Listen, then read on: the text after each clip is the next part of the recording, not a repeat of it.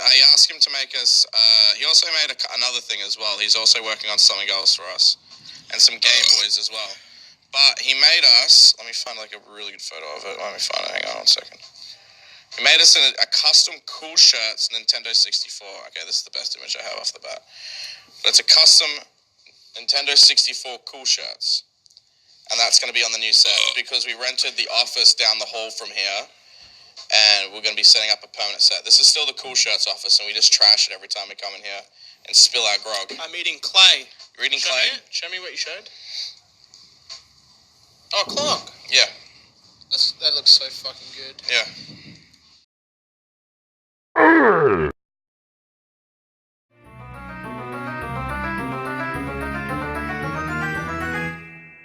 Bruh. It looks like a bruh.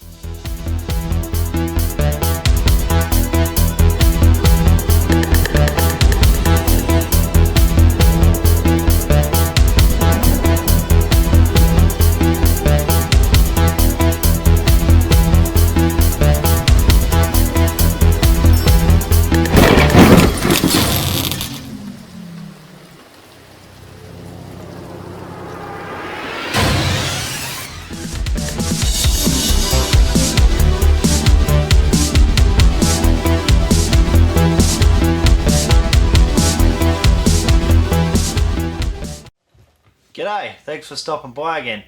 In this episode we're going to be taking care of the Nintendo 64. Now this one's for Coolshirtz, that's Coolshirtz with a Z. I'm wearing these, I actually reckon they're pretty fucking dope shirts and I'm not joking there. Anyway, so what we're going to be doing is pimping up Anything for Views Nintendo 64 for the Cold Ones podcast in collaboration with Mizucat, Neon Vision and Anything for Views. Now we've been hunting around the bargain bin for a Nintendo 64, so what do you manage to pull out for us today, mate? I managed to hunt down old cash converters, second-hand pawn shop in old New Zealand. I know there's a couple everywhere else. You know, she's seen better days, man, but Rough as fucking guts. But you know, I've seen some of Mizucat's work, and I've seen what you can do, and I think it's gonna be fucking rad. Alright, so thanks for hunting us down for us. So the first thing we're going to be doing is pulling this apart, and I'll send the shell off to Germany and get Mizucat to paint it all up. And meanwhile, Logan will be making the box for us, and I'll be getting you into some sweet soldering action. I'm going to be HDMI modding this for you and showing you how it's all done, and then some neon glow undercarriage all through here, and there's going to be a cool little sound effect for when you turn it on, but you have to wait to see it all when it all comes together. So anyway, thanks for stopping by and stay tuned and enjoy. We'll see you around.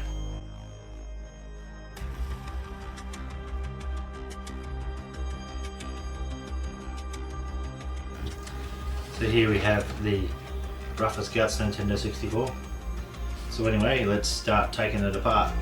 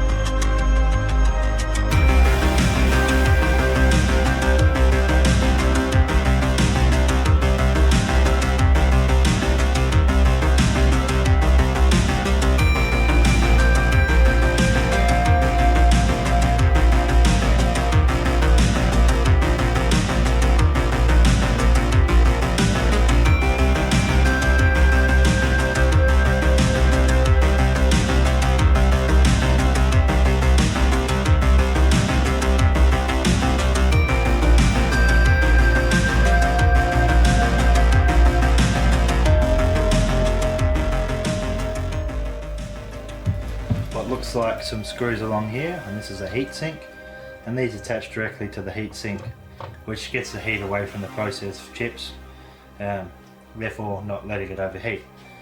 So some RF shielding here. So we want to take off some screws with a Phillips screwdriver. We've got one here, one here, one here, one here, one here, one here, one here, one here, one here, one here. You do not need to remove this little piece of shielding, but you can. one here and one here, and that will lift the console out for us too. The other thing you want to do to separate the video adapter out of the actual case is one here, one here, one here, and one here.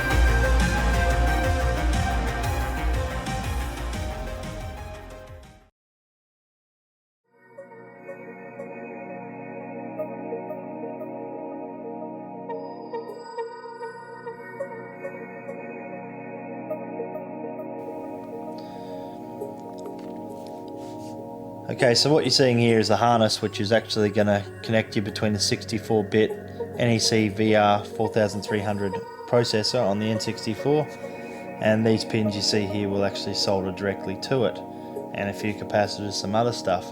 Now what you're seeing here is the Ultra HDMI N64 board, which actually takes in the other end of that ribbon cable and pushes it out as a HDMI digital signal.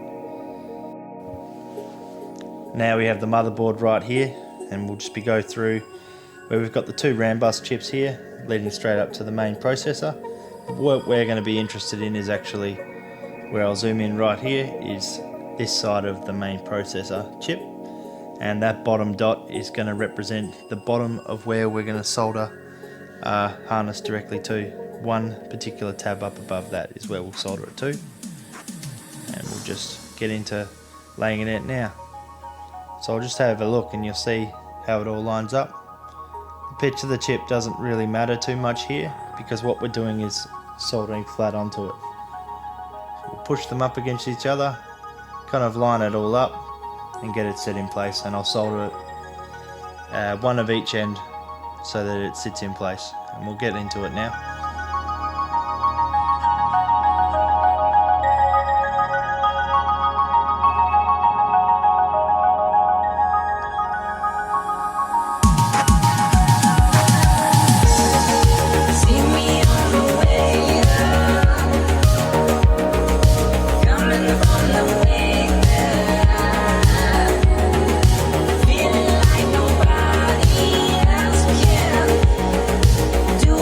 Like no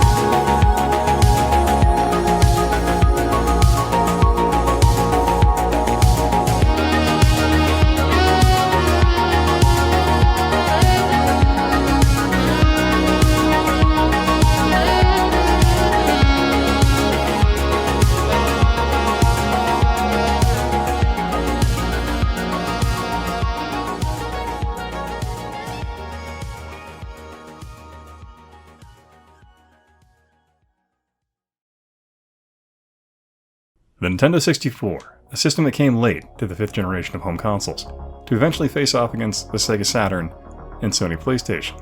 The 64, which began its life as Project Reality, was Nintendo's attempt to regain control of the console market. Nintendo had sat out for the first 2 years of the 32-bit wars in favor of waiting for more affordable technology, sticking with the Super Nintendo as long as possible. The affordable technology that made the 64 possible was the Reality coprocessor, developed by Silicon Graphics, which ironically was offered to Sega's Tom Kalinske prior to Nintendo using it in their system. The Nintendo 64 is a notable system because it was the most powerful home console released of that generation. It was also the last major console to use cartridges for game distribution. Sega and Sony both opted to use CD-based systems, allowing for cheaper production and shorter lead times on game manufacture. Nintendo 64 was also the first flagship console Nintendo released that didn't capture the majority of the Japanese home market. The system actually did worse than the Sega Saturn in its home country. The Nintendo 64 fared much better in the United States when it surpassed the Saturn, and for a time was making great strides against the PlayStation. The Nintendo 64 had a number of factors against it that somewhat derailed the system's momentum. It by no way was a failure, but the Nintendo, a company that had basically dominated 90% of the North American market in the decade prior, the system was somewhat of a disappointment. The 64 had a few factors against it. Namely, the system still used cartridges. Although hard for a child to damage and easy for them to use, it proved expensive and ultimately limited the size of games on the console. This ultimately limited the release of RPGs like Final Fantasy VII because of the smaller memory capability. JRPGs were very popular among that generation, and the choice of cartridges made it very difficult to create games in such limited space. The choice in cartridges were seen by third-party developers as a way for Nintendo to keep a large cut of game sales, because Nintendo controlled the manufacturing base, which had always been a staple of their profits since the early 1980s. Nintendo throughout their storied history has always favored control over distribution, control over retailers, and control over game developers. The use of cartridges facilitated that endeavor for Nintendo, so they weren't likely to change anytime soon. So Nintendo's new system had some points against it right out of the gate, with the frustration of third-party developers mixed with the system only launching with 2 titles, Mario 64 and Pilot Wings, which ultimately slowed their progress in North America. The 64 did, however, make that up and gain speed later, but it was somewhat of a misstep for Nintendo, with only 15 titles released in the first year, and 5 of those being Japanese exclusives. The PlayStation and Saturn had already been on the market for a longer period of time, and Nintendo's tardiness in that aspect gave Sony time to establish a serious foothold that the 64 couldn't unseat. Ultimately, the Nintendo 64 was an outstanding system that introduced the most popular Nintendo franchises to 3D gaming, and it did so in such a way that those games are still regarded with high acclaim. Many of those titles continue to get releases with every respected Nintendo console. The 64 offered some of the best first-party games Nintendo has ever created. It brought about new franchises like Smash Bros. And reinvented many Nintendo classics for newer generations of gamers. Nintendo 64 was a pivotal system during the formative years of many gamers, which has both made it endeared to many of them and given the system a mainstream appeal that will probably never really fade away, with its respective library of games continuing to be re-released.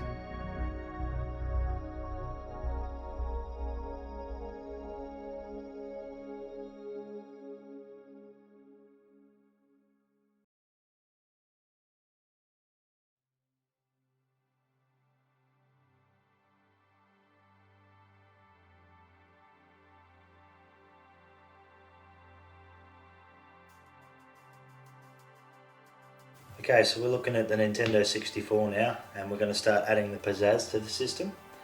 So if you have a good look around here, you can see the LED for the power on function. We're going to actually change that.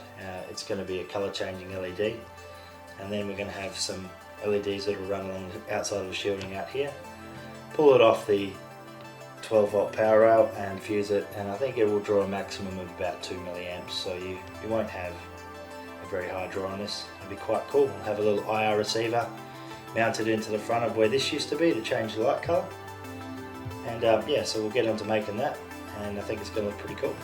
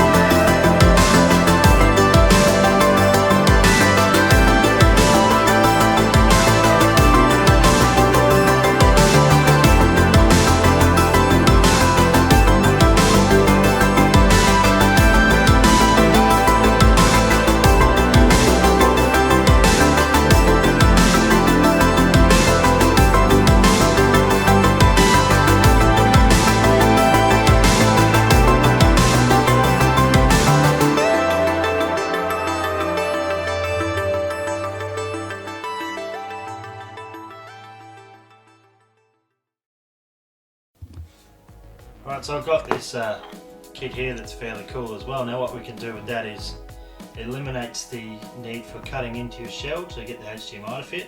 We've got a little bracket here which drops straight in, and then the modular piece which goes on the back with the cutout already on it, but it's a 3D printed one, so it's a very nice finish on it.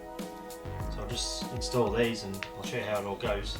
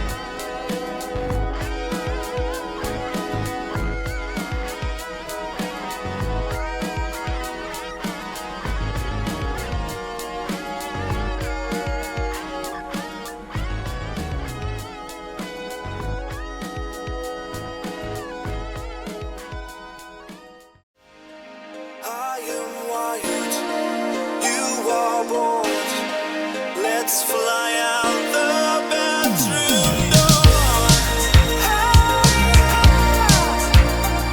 It feels like I'm running scared. And I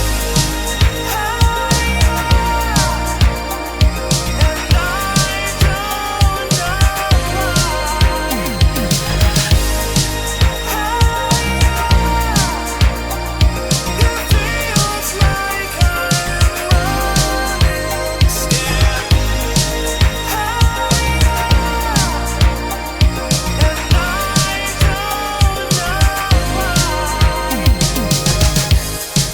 I admit you are born where the wings and let's soar. Stage the story, pray for more. Hate the males and hardcore. Holy rollers in my ears, I can hear. Hi, I'm Mizucat. Me and Retro Revolutions worked on N64 for Coolshirtz, which is a cool brand who does cool shirts. Yeah, I'm going to show you what I did so far. This is the controller for the N64. I'm going to send it tear down for Retro Revolution, so this is all I can show you for now. Did a nice blue, pink and yellow fade based on one of their designs on this t-shirt. I picked these colors to make it fit to their brand, and the back is all pink, semi-gloss finish. I worked with Montana gold spray cans, and yeah, the colors are pretty nice, very pastel. And yeah, this is the back, Retro Revolutions logo, my logo. I did it with some pencils called Uniposca. These are acrylic based pencils, and you can paint on it, and then you put a clear coat on it, and then it stays forever. And this is the front with the Coolshirtz logo. This is a vinyl label sticker thing, and yeah, with a nice fade, a semi-gloss finish.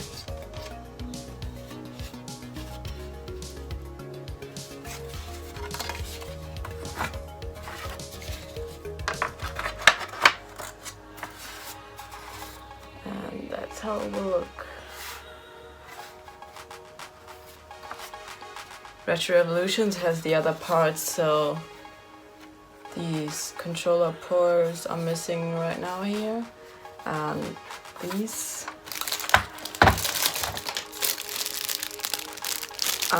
ice blue as this part, and then I have the multicolored buttons. Here goes the pink and These are colored as well. You can see on the back the original color, which you won't see when it's inside it. So this is for start, and the arrows are yellow, as they've been yellow before, but different type of yellow. The start and reset are blue as well. Yeah, and we also made them 11 game cartridges, painted Kirby, Star Fox, and more, all Japanese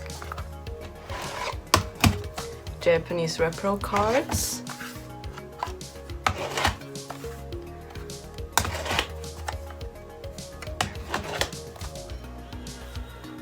And they were all tiered apart, and so you can easily paint them with the fade.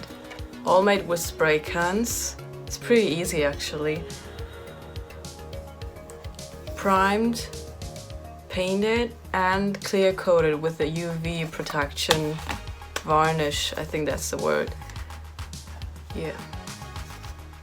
All the same design, like the controller and the N64. The back is always pink, and the front has this fade design, because everything in this faded design would be a bit too much, and I think it looks cool when it's a bit split with the design. So yeah, I hope Coolshirtz will like it, and this babe is going to be sent to Retro Revolutions from Germany to New Zealand. It's always a pain to wait that long, but it's all worth it. Main review. Okay, so this device is going to allow us to do some Main review. and it'll generate dead memes at the push of a button. We're going to wire it into the on-off switch so that when we turn it on, it'll also trigger the sound effect of your choice, and you can load new sound effects on or whatever you want at any point via this IC and these buttons here, which will actually deviate and take out to the system. Alright, let's get on with it.